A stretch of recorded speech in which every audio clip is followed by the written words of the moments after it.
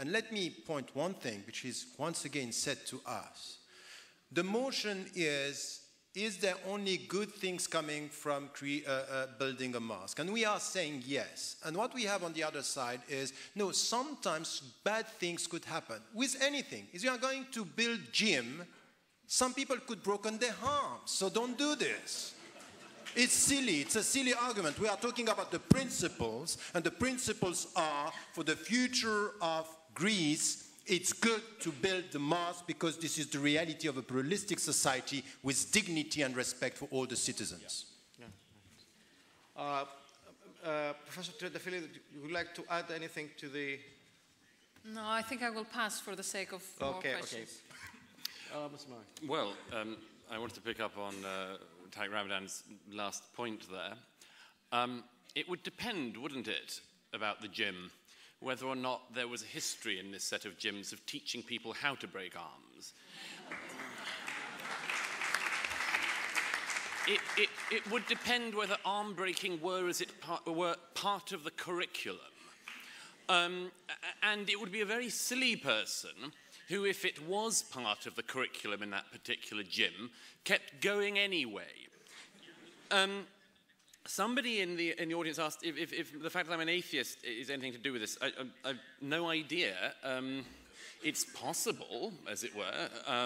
It's possible that because I have friends, among them people who've left Islam in Britain and in Western Europe recently, and as a result fear for their lives in Britain and in Western Europe recently, it's possible that I have an extra sensitivity to it, because yes, I've seen some of the hard edges of what Islam does in Europe today to people who try to leave their religion.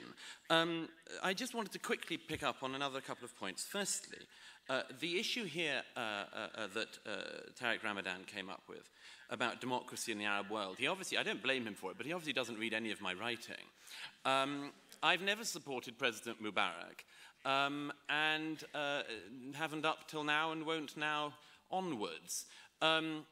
Clearly, Professor Ramadan doesn't read what I write. He would otherwise also know, however, that the reason why there are a lot of people who are very worried about Egypt in its next phase, I'm not one of them, I'm generally rather positive about the direction that Egypt and other countries will be able to take now that they've thrown off, in some cases, the dictators.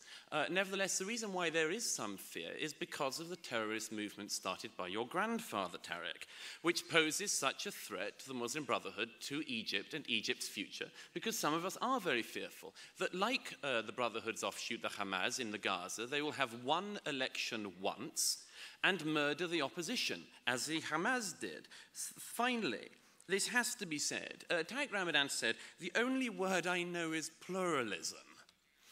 It appears that isn't the only word he knows. He also knows the word smear.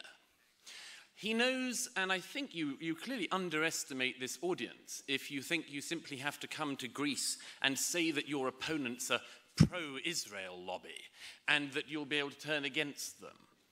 How on earth can somebody who charms the people and tries to tell people that he is a progressive Muslim voice come to Athens and simply try to smear any opponent of his point of view by saying they must be pro-Israel, secretly, behind the scenes? And if he doesn't know what he's doing on that, I can assure him that the rest of us do.